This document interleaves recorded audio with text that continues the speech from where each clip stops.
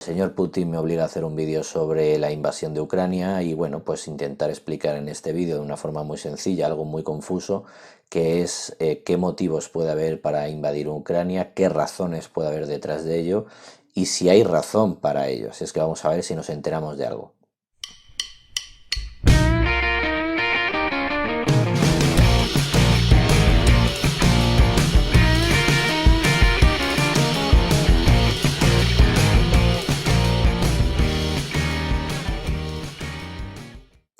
Bueno, en este vídeo, pues para intentar enterarnos de algo, lo primero es mirar mapas. Hay que mirar mapas para saber dónde estamos y de qué estamos hablando.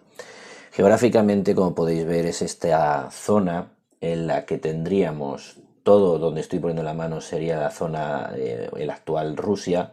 Ucrania lo veis aquí con la península de Crimea, el Mar Negro y luego su acceso al Mediterráneo. Luego lo amplío para que lo veáis mejor. Las repúblicas, ex repúblicas bálticas, Estonia, Letonia, Lituania y Polonia, que está aquí, con un condicionante geográfico muy claro, que es que más o menos de donde tengo el brazo para arriba son mares que se nos van a congelar en invierno, bloqueando todo el comercio marítimo. De ahí la obsesión que siempre ha habido en Rusia por llegar al Mar Negro. ¿Por qué? Porque el Mar Negro no se congela y del Mar Negro accedes al Mediterráneo. Vamos a ampliarlo un poquito para que lo veáis. Este es el Mar Negro, esta es la península de Crimea que en el 2014 el amigo Putin se anexiona por sus santas narices y que tiene la base marítima, militar y de todo tipo de Sebastopol, fundamental. Realmente, si la pregunta sería ¿y qué se le ha perdido a los rusos? Ahí se le ha perdido la base militar de Sebastopol, Mar Negro, y por ahí accedemos al estrecho del Bósforo, que es justo donde está Estambul, y accederíamos al estrecho de los Dardanelos, que está aquí. Ahí estaba Troya, y que por lo tanto cualquier nación que controle esos estrechos controla todo el tráfico desde el norte de Europa hacia el Mediterráneo. Siempre han sido fundamentales en política, en economía, en todo. Ya os digo, la guerra de Troya, queda muy bonito decir que es por Helena de Troya, pero la realidad no es esa. La realidad es que es un conflicto entre las poblaciones que vivían aquí y controlaban el estrecho de los Dardanelos y los griegos que querían comerciar con esto, y supongo pues que no querrían pagar peajes y demás. Por lo tanto, un barco que quiera pasar por esos estrechos, barco que tiene que pagar. Si tú controlas el Mar Negro, puedes acceder. Si no controlas el Mar Negro, no tienes ni esa opción. De ahí ya os digo esa obsesión por Crimea por parte de los rusos. La actual Ucrania, la tengo ahí, veis las fronteras en negro. En azul lo que veis es el río Dnieper, fundamental para entender lo que está pasando en Ucrania y cómo puede ser que partan Ucrania en torno a ese río Dnieper, porque históricamente ya veremos su evolución. Básicamente, ya os hago el spoiler, del Dnieper para la derecha son rusos, nos pongamos como nos pongamos, son rusos, y del Dnieper para la izquierda pues son ucranianos. Entonces es posible que por ahí vayan los tiros del futuro. Y en rojo os he puesto las zonas de conflicto, las escenas de rabiosa actualidad con nuestra península ucraniana ahí reflejada, y las dos repúblicas estas que se quieren independizar por sus santos cuyons de Ucrania. Históricamente, en época de los griegos, que van a montar colonias por todo el norte del Mar Negro para comerciar con todo lo que les viene de esa zona, pues ahí vamos a ver una cultura que se llamaba los escitas, culturas vinculadas a estas inmensas estepas, que se dedicaban pues a vender pieles, marfil y todos los recursos ingentes que hay en esta zona a los griegos, y los griegos les van a aportar pues su influencia. Así es que esta zona de acá pues serían los escitas, esos que estudiaba uno en la carrera y te enseñaban esos túmulos inmensos que son colinas artificiales y que son las tumbas de sus grandes reyes, de los que enterraban al rey con su carro, los caballos y todo Cristo por allí, ¿vale? Vamos a saltar un poquito en el tiempo, nos vamos ya a nuestra era, y en torno al siglo 3, 4 lo que vamos a ver en esta zona es un reino godo que se llamaba Odium o algo así, Oium, y que va a pervivir hasta que llegue desde Asia los hunos. Recordar que nosotros siempre hemos estudiado a Atila y a los hunos como esa gente que viene desde la derecha. Realmente podríamos decir que eran chinos, o por lo menos de las estepas de Mongolia, eran los Hyunu. Algún día haré un vídeo sobre los hunos. Pero bueno, esa gente que entra en torno al siglo V, recordar que la batalla de los campos catalaúnicos y tales a mediados del siglo V, entran arrasando y van empujando a todo lo que se van viendo y van provocando la entrada en el Imperio Romano que prácticamente te llegaba hasta aquí. Así es que se van a ir moviendo y van a ir desplazando. Por lo tanto, escitas, después de los escitas vamos a ver a esos pueblos godos y vamos, ojo que los godos no eran originarios de aquí, los godos vienen de Gotland, que viene de aquí, es decir, Dinamarca, Suecia, Noruega, Finlandia, o sea, ya eran, digamos, vikingos versión beta. Bueno, pues vamos a saltar un par de siglos y ya en el siglo séptimo, octavo ya tendríamos ahí los vikingos versión 2.0 que se van a sentar aquí y cuyo primer dirigente se va a llamar Rurik, un nombre muy chulo, Rurik, que en el año 862 va a coronarse en la zona, os la voy a poner aquí, en esta zona de Novgorod se va a hacer el amo de toda esta zona, ¿veis? Esto es Suecia, la actual Suecia, por ahí andaría Finlandia, pues en esta zona de acá, fijaos que esto es Estonia, pues es donde se va a crear ese primer reino, digamos, que se va a llamar luego Rus de Kiev, pero que va a iniciar este Rurik. Y su hijo, que se llamaba Oleg, un nombre muy de la zona, es el que va a conquistar Kiev, que está aquí, ¿de acuerdo? ¿Veis? Península de Crimea, Kiev, Novgorod. Quedaos con estas dos ciudades porque van a ser muy importantes en la historia. Rus significa algo así como pueblo. Entonces, no, para que lo tengamos claro, es ese Rus de Kiev que durante el siglo IX y X pues va a ser bastante importante gracias a este Rurik y a este Oleg. Como veis, se mueve por todo este espacio. No hay Rusia, no existe Rusia y Moscú es un villorrio. O sea, para que nos hagamos a la idea, es bastante más importante en este caso Kiev que Moscú. Saltamos un siglo II y llegamos a la gran época de ese Rus de Kiev con unos regentes, uno que se llamaba Vladimir el Grande, no admite dudas, y otro Yaroslav el Sabio, que era su hijo. Y en esta época, estamos hablando de en torno al año 1000, para hacerlo fácil, en torno al año 1000, tienen esa población que tienen ese componente vikingo por un lado, evidente componente vikingo, pero es que además desde Bizancio, que estaría al sur, es decir, todo lo que hoy es Turquía, además, todo eso era Bizancio, el imperio bizantino, van a ir mandando evangelizadores del cristianismo y los van a convertir al cristianismo de Bizancio, que era el cristianismo ortodoxo. En torno al año 1000, por ponerlo fácil, aunque no sea exacto, va a convertirse al cristianismo y empezar a recibir esas influencias bizantinas. Importante estas influencias bizantinas porque nos va a decir por qué a esta gente le gusta tanto el oro, lo divino, el creerse un enviado por. Todas estas cosas vienen desde Bizancio porque era lo que el emperador bizantino exhibía. Y luego va a tener una clara consecuencia en su forma de denominarse emperador, ¿vale? Año 1000 tenemos esa gente que viene rollo vikingo, que ha recibido influencias de los bizantinos y cuando parecía que todo les iba bien, llega a esa especie de feudalismo medieval y se va a disgregar en tres grandes núcleos. Al norte, al noreste vamos a ver la zona de Novgorod, al noroeste vamos a ver la zona Vladimir, se llamaba así en honor a Vladimir el Grande, y luego la zona sur vamos a ver la zona que le vamos a llamar Galicia, importante porque lo vamos a ver bastante, esta zona de Galicia, que sería la, digamos, la actual Ucrania, y que va a ser vinculada a Polonia. Entonces, ese Rus de Kiev estalla en tres. Los dos de arriba se van a terminar fusionando, Novgorod y Vladimir se van a terminar fusionando y dará origen a Rusia, y el del sur, Galicia, se va a unir a Polonia y luego dará lugar a Ucrania, ¿de acuerdo? Venga, vamos a dar un salto bastante grande en siglos para seguir avanzando. Os había comentado lo de la importancia de los bizantinos. Un rey moscovita que se llamaba Iván III, y estamos hablando del año en torno a 1450, por ponerlo fácil. Este Iván III se va a casar con Sofía, que es la sobrina del último emperador bizantino.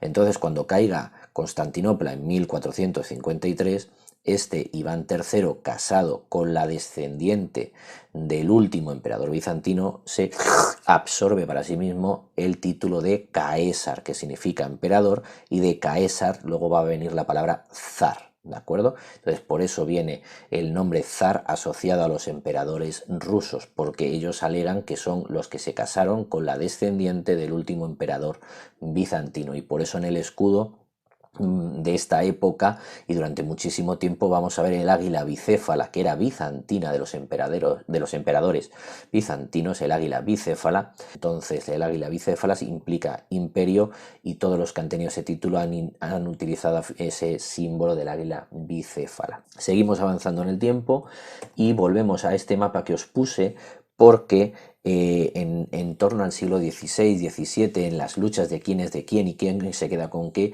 van a partir Ucrania en dos. Van a partir Ucrania en dos, y entonces esta parte estará vinculada a los rusos, la parte que está a la derecha del río Dnieper, y esta parte va a estar vinculada, como os enseño en el mapa, a Polonia. Seguimos avanzando, nos vamos al siglo XVIII y ahí tenemos sin duda el gran reinado de... Bueno, por cierto, antes de que se me olvide, a principio del siglo XVIII, con Pedro el Grande, que es ruso, va a fundar San Petersburgo, que mucha gente piensa que, ya os digo, que Moscú es posterior. No, no, no, San Petersburgo es muy posterior a Moscú. Lo que pasa que Pedro III, pues el Grande, pues se funda San Petersburgo para que sea su gran capital, y es ahí donde están los grandes museos y los grandes palacios de los Romanov y que la gente visita en los tours turísticos actuales. Pero Moscú, ya os digo, es bastante anterior. Después de este Pedro III vamos a tener a Catalina la Grande, ahí son todos muy grandes. Y Catalina la Grande es la que consolida el control sobre Crimea, es la que se queda con Crimea, porque Crimea no era de ellos, Crimea pertenecía a esa Galicia, a esa futura Ucrania, y es Catalina la Grande la que se va a quedar con Crimea y la vincula al futuro o al presente, míralo como quieras, de Rusia. Siglo XX. Tenemos que Ucrania ha sido fagocitada por Rusia y han tenido una vida en común durante todo el siglo, finales del siglo XIX, principios del siglo XX, repúblicas bálticas incluidas, y como se ve en final de la Primera Guerra Mundial, Rusia tiene una revolución comunista, bla, bla, bla, bla. Las tres repúblicas bálticas se salen, las pierde Rusia, es el precio que le pone Alemania para dejarla ir. Polonia pues es independiente, y se va a quedar esto que estoy aquí tapando con la mano, o sea, Rusia, Bielorrusia, Ucrania, esto sí que va a seguir junto, lo demás se va a ir independizando. Saltamos en el tiempo, Segunda Guerra Mundial, nos enfrentamos a Hitler, Rusia invade todo esto porque su obsesión era recuperar los terrenos perdidos, las tres repúblicas bálticas, y esto ya lo tenía, pero consolidar su poder sobre esta zona. Bien, lo que veis en este mapa es cuando seguimos avanzando en el tiempo, la zona no comunista, la Europa no comunista, junto con Turquía, van a ir saltando hacia la OTAN para caer en el bando de Estados Unidos, y esto que veis en un color más clarito, una especie de violeta, yo para los colores soy lamentable, son los que se van a unir en el año 97. Además, prácticamente casi todos estos países, o la mayoría de estos países, van a terminar ingresando en la Unión Europea. Por lo tanto, son zonas que de alguna manera, en algún momento, fueron rusas o fueron controladas por Rusia, y después de la Segunda Guerra Mundial, y sobre todo con la caída del comunismo a finales de los 80, principios de los 90, en el año 91 por poner una fecha, van a ir saltando todos a la OTAN y la mayoría de ellos a la Unión Europea, con lo cual la influencia de Rusia, que llegaba hasta aquí, recordar que Alemania había sido partida en dos, bla, bla, bla, se va a quedar simplemente en Bielorrusia y en Ucrania, nada más se va a quedar ahí. En ese año 91 en el que estalla la URSS, la Unión de Repúblicas Socialistas Soviéticas, estas dos repúblicas, junto con Rusia, pasan a formar una especie de comunidad de estados independientes, es decir, todo el mundo reconoce que son países independientes, con un pasado común, con un idioma muy similar y con muchos intereses en común, pero países independientes, reconocido por todos. Bien, salto. ¿Qué es lo que ha pasado? Bien, lo que ha pasado en la última década es que Ucrania ha dejado de ser, digamos, independiente y ha buscado una vinculación hacia la Unión Europea y la OTAN. Y eso es lo que no le ha gustado a Vladimir Putin. Por eso, en el año 14, como veis en este mapa, alegando que había rusos por Ucrania y lo de siempre, el mismo rollo, va a invadir Ucrania. ¿Por qué? Porque a finales del año 13 Ucrania tenía una serie de acuerdos con la Unión Europea para plantearse ingresar seriamente en la Unión Europea. Esos acuerdos que estaban firmados y que entrarían en efecto a finales del año 13, el presidente que había, Yanukovych, y que fijaos en este mapa que os estoy poniendo, dónde fue elegido mayoritariamente, dónde ganó ampliamente las elecciones. Este Yanukovych, ya os digo, presidente desde el 2010 y claramente prorruso, pues no le gusta lo que habían firmado sus predecesores y va a recibir unas presiones bestiales por parte de Putin para que no firme, no lleve a efecto, no cumpla esos acuerdos. Veis ahí esas dos regiones que ahora mismo son tan famosas, la de Lugansk y la de Donetsk. Crimea, toda esa gente son prorrusos. ¿Por qué? Porque esa gente habla ruso. Es que esa gente, y además más o menos se puede ver por dónde va el río Dnieper, que ya os he puesto varias veces, por dónde va el río Dnieper, que va más o menos haciendo esta curva, esa gente habla ruso, aunque se parezca mucho al ucraniano, pero hablan ruso y votan en ruso. Quitando el norte, que es lo que puede cambiar en el tema del idioma, sus votaciones están muy claras. Así es que esa gente no quería entrar en la Unión Europea o no lo veía bien y entra Putin al rescate. Y es el mismo argumento el que está escribiendo ahora mismo Putin. Ese Yanukovych que se puso a reprimir las protestas de su gente que quería entrar en la Unión Europea, disparando a matar, ordenando disparar a matar, abandonaría el país, refugiado en Rusia, como no, y el que entra en la actualidad, que es Zelensky, el que le va a sustituir, quiere seguir ese camino no permitido por Putin. Por eso vuelve a alegar que hay unos rusos, en este caso ahí como veis en Lugansk, en Donetsk, con unas regiones que se quieren separar, con una mayoría de población que no solo habla ruso, sino que vota en ruso y que se siente ruso, y alega pues que están siendo masacrados por Kiev, bla, bla, bla. Y entonces, alegando esa absoluta mentira, esto no es nuevo, esto ya lo hizo Hitler con la zona de los Sudetes en Checoslovaquia. Hablan alemán, piensan en alemán, son alemanes, se los quito a Checoslovaquia y no pasó nada. ¿Qué es lo que pasó? Las potencias internacionales diciéndole a Hitler, niño malo, no lo vuelvas a hacer. Y Hitler, vale, vale, vale. Luego invadió Polonia. Pues espero que la historia no se repita, porque estamos en lo mismo. Putin, niño malo, no lo vuelvas a hacer. Y a saber cuál es lo siguiente. Finlandia y Suecia no están en la OTAN. Finlandia y Suecia han dicho que igual se plantean entrar en la OTAN y ya les ha dicho Vladimir que se atengan a las consecuencias. Cositas de Vladimir.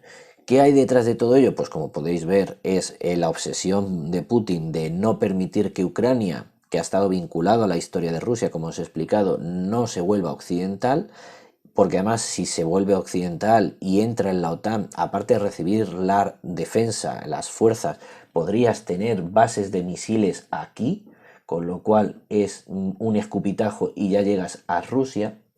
Y esto que es lo que también está de fondo, como podéis ver, es el gas que manda a través de varios gaseoductos Rusia hacia Europa. A España realmente esto no le afecta porque nosotros se lo compramos a Argelia, pero en el resto de Europa sí que tienen ese problema porque cualquier medida contra Putin implica que él cierre el grifo del gas y vas a pasar mucho frío. Y si os fijáis, 1, 2, 3, 4 gasoductos pasan por Ucrania. Por lo tanto, el que controle Ucrania controla el dinero. Es fundamental controlar Ucrania. De hecho, Rusia está construyendo un gasoducto a través de Bielorrusia, que es clarísimo amigo de Rusia, para evitar la posibilidad de que Ucrania les fastidiara el negocio, que es lo importante. ¿Cómo se puede terminar todo esto? Pues no alargar mucho más el vídeo, ahora que ya hemos visto dónde venimos y hemos visto dónde estamos.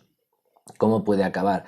Pues bastante mal, porque es evidente que Rusia no quiere perder, vamos a ver, no quiere perder su capacidad de control sobre esta zona.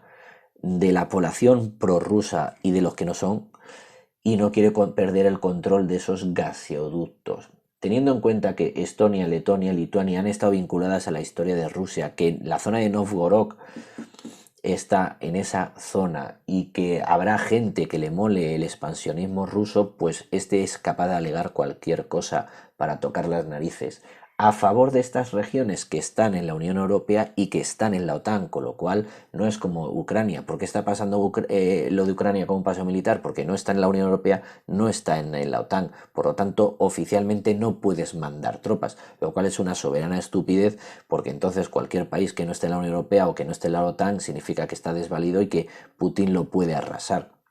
El argumento de hablan mi idioma, son míos, entonces ¿qué hacemos? Como hay rusos en Torrevieja, Putin puede invadir Torrevieja, bueno, pues quédate con ella, si es una ciudad llena de cacas de perro, te la regalo, pero hombre, no queda bonito, queda feo.